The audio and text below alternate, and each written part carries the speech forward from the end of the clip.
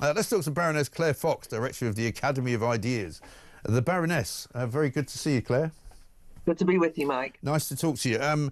We've got so many things to discuss this morning because the country, it seems to me, and I don't say this with any joy at all, is really at kind of breaking point, isn't it?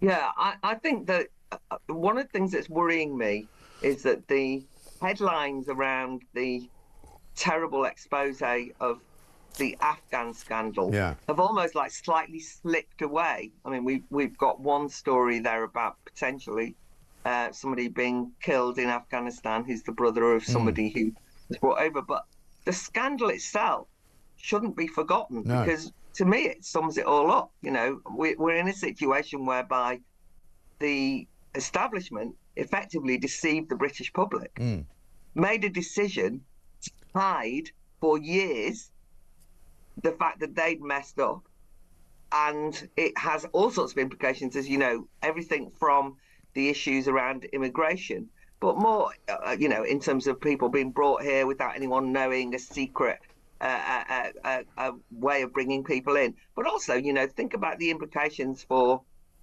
press freedom, for any kind of scrutiny in Parliament. Now, the reason I'm saying all that is because there is this sense that things are broken, and on a day-to-day basis, you know, most ordinary people's experience of it is either if you happen to live in around Epping, you've got the problem of the hotel, but it can be just the feeling of criminality out of control. And I think that there's a sort of minor micro ways that you experience it every day. Things just not working. I'm feeling like you've been taken for a mug. And then this bigger picture, which is that we now know that we've been taken for a mug and that they were actually lying explicitly, creating a narrative. That's the way they talked about it. We have to create a narrative to cover this up.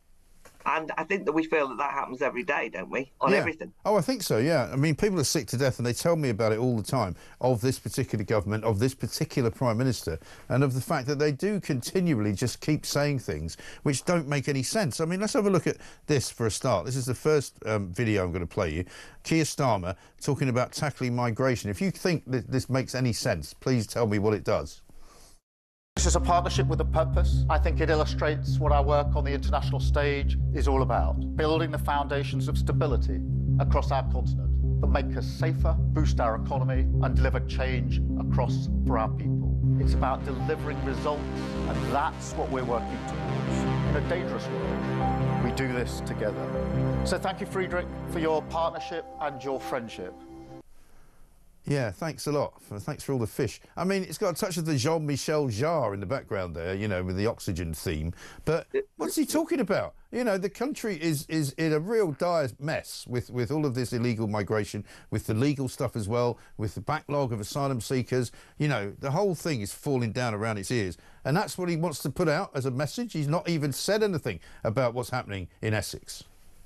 No, well, I think that, you know, we all know that Keir Starmer feels much happier talking transatlantically to his allies from any other country than the UK, because that's where they can have these chats, as you say, and then come out with this nonsense and this drivel on these films.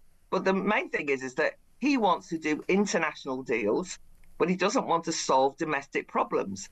And the international deals are not going to solve the domestic problems. No. I mean, if you were any kind of a prime minister, it seems to me that what you would do is you would say, oh my God, we've got an emergency, a real state of emergency. Epping is just the tip of an iceberg here of people feeling very disgruntled. And I think he should have got in the car and driven down to Epping. Exactly. I mean, that's what you do. And go and talk to people. When people, because that's what Boris Johnson would have done. And, you know, Boris had plenty of faults, but what he knew was how the people felt, and he seemed to have a kind of a way of accessing that in some way. But the fact is, what Starmer does is he buries his head in the sand. He invites some foreign leader over that nobody's ever heard of. You know, he had the bleeding Prime Minister of Czechia in the other day. I didn't even know where it was. I had to look it up. You know, didn't realise they were calling themselves Czechia nowadays. And the bottom line is that, you know, the people of this country just don't trust him. He wasn't elected because people liked him. He was elected because he wasn't the Tories, basically. And he's done nothing but screw everything up. But that's what sums it up. I mean, he was elected because he wasn't the Tories. And even if Boris Johnson had a common touch, we now know that, in fact, while he had his common touch, the Boris wave of immigration was occurring behind our backs. Yeah. So, you know, the sense of betrayal from the Conservative Party is then compounded by the gaslighting associated with the Labour government, who consistently talk at us about their plans and are completely tone deaf in terms of what's going on. Yeah, exactly So right. I just think I think in terms of Epping, because we should talk about that. I mean, here we have a situation in which local people are very angry, but they really want to demonstrate that they've got, what other way have you got? You know, you can't do it during an election at the time. So you've got a problem locally. So you go out and you demonstrate and physically show that you are unhappy about and worried about the hotel and worried about your kids in the local area. And immediately that happens, you get branded far right. You get branded as being some kind of problem. And by the way, don't get me wrong, I'm not naive. I know there are far right people in the country who are bad faith and, you know, annoying, you know, got some pretty grim views. And a few of them will be hanging out there. But that's not what explains what's happening in Epping, which are basically local people furious that their concerns about their kids' safety, about the rise in criminality, about the fact that the hotel is still there, nothing is going to occur and to get rid of it, and no officials are anywhere to be seen in the local area, and they go out and demonstrate, and then they become the problem. And the police then put out statements saying, we're very disappointed by the criminality happening on the demonstrators. But they're not disappointed about the criminality that's happening from the hotel every day. Exactly. That's what they should be sorting out. I mean, if you can send down all that many police to police a local demo, why don't you use the same police officers to check on whether people who are undocumented and stuck, through no fault of their own, stuffed into a local hotel, whether they're committing the crimes that they're allegedly committing. Well, of course, what we see instead, right, is you see, you know, if you see police officers putting on crash helmets and getting the old, you know, riot shields out, you know, that is going to attract a certain type of person who's going to want to go down there and get stuck into them, right? So that'll be what's happening, and that'll be the predicted event that will happen probably in the next couple of nights, right?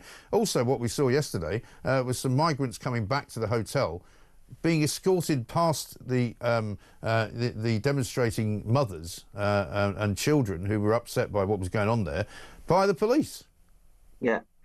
And not a politician in sight. That's the point. That's the problem. I mean, no, you know, and then when you actually find out what they're, you know, we're going to close the hotels down, don't worry about it. We then hear, and partially this is rumour, partly confirmed, that they're going to start effectively requisitioning, using Serco, local homes of multiple occupancy, and putting people in those and paying a huge amount of money to do so.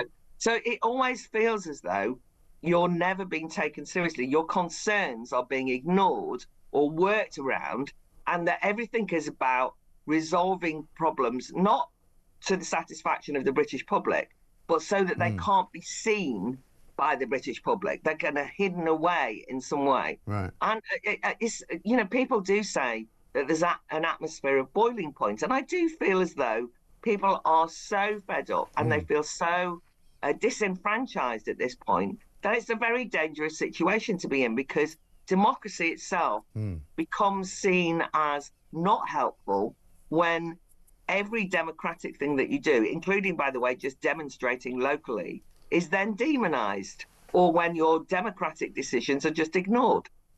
Exactly right. Have a look at what one of the mothers said yesterday.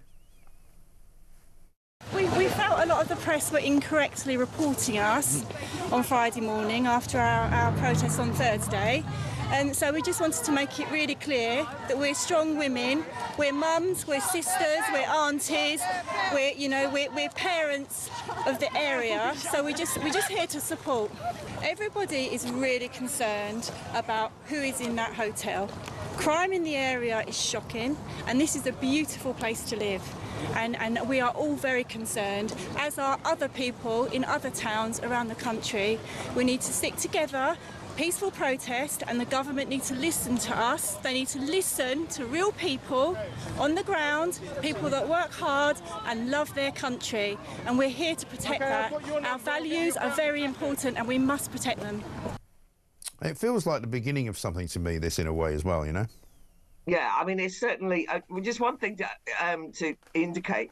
I posted that video and said that she sort of spoke for many, and it was really annoying that she was being, that the local people were being demonized. And immediately I got this kind of flurry of activity on my social media. I mean, I must have been posted on some Antifa site or something like that, because suddenly they were all saying, do you know she's reform? She's the mother of a reform counsellor and he's a bad and blah, blah, blah. That proves that you're wrong. So in other words, the way that you deal with people is not to listen to what she said very articulately about why people are demonstrating, but to immediately want to take her down and to imply, of course, that reform are far right, which is a ludicrous accusation. And so I think that it feels as though there's a kind of conspiracy against the people. That's what it feels like for people. And that's what people, and that's exactly what people feel like. And they're sick of it, though. They've had enough. They're not taking it anymore.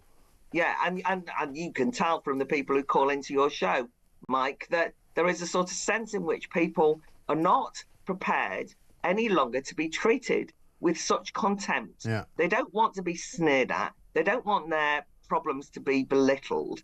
You know, when I was talking about democracy, one of the things that really drove me mad over the weekend was in the midst of this absolute democratic crisis of these super injunctions being used, as I say, to deceive even the home of democracy, Parliament, and the British public around Afghanistan. Then they say we're going to introduce votes for 16 and 17-year-olds. Now, I'm not talking about that in particular. The justification was, we do what we say in our manifesto. We're the real Democrats. We promise to do this and we'll deliver. So the one thing they're going to deliver, or the kind of things that they say it's in our manifesto we're going to deliver, are absolutely daft, numpty ideas like lowering the voting age. Yeah. At the very, which is the least of the issues that we face as a country, but real democratic accountability, where you actually do something about things which are getting to the point of an emergency, like the hotel crisis, like the immigration crisis. They are just not doing anything. No. And I think that they're just talking it down the whole time. And I am very concerned that what's happening is that if you've got a pressure cooker atmosphere, as we have at the moment, that things blow open. You cannot keep suppressing the concerns of ordinary people and making out that they are the problem when they try and react to it. Right. And you can't keep ignoring it. I mean, look at that story from last year that was, for me, one of the most important bits of the Afghan story. And it was the revelation that back in September of last year, there was a ministerial document which was passed around the cabinet, which basically declared that all of the places where there was unrest in the summer after Southport had all been places where more Afghan residents from Afghanistan had been placed in hotels and in houses in all of those areas where there was trouble.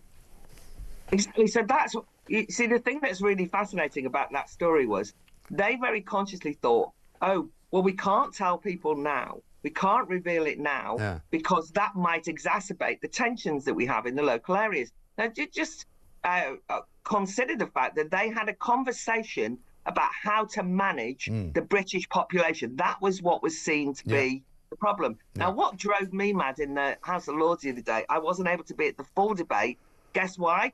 On Afghanistan, because I was at another debate about the fact that they're sneaking through a definition of Islamophobia. So no, can't keep up with all the scandals that are going on. But anyway, I heard the end of the debate on Afghanistan, and the minister there, the Labour minister, was basically saying, effectively, anyone who challenges this is betraying those Afghans who actually supported British soldiers, who bravely supported us. And it's such a cheek to do that, because what they're trying to do is that even now, even with the revelations, they're trying to silence any dissent. They're basically saying anyone who makes too big a fuss about this scandal is actually is forgetting that those people put themselves on the line. We all know, because we're not idiots, and because actually it's been revealed that the people who they had on that list were not the brave people who were helping the British Army at all. Some of them might have been. But the reason they suppressed the information, as you say, was to manage the British population. The people they thought were the problem were not the Afghans that they brought in secretly on a mission, but the British public who they didn't trust to admit that they'd messed up or that they were now doing a secret operation, bringing people into this country. Yeah, and I mean it's disgraceful. It's unforgivable. It really is completely unforgivable. And people say to me, "Oh, you know, I wrote a piece for the Sun on it last week," and people are like, "Oh, well, you're blaming Labour for it now." I'm like, "Yeah, because Labour actually had the injunction running for longer than the Tories did, and instead of getting in and blowing the gaff on it and saying, look, this has happened, it's absolutely disgraceful, we're going to have to fix it, and this is what we're going to do," they continued the lie.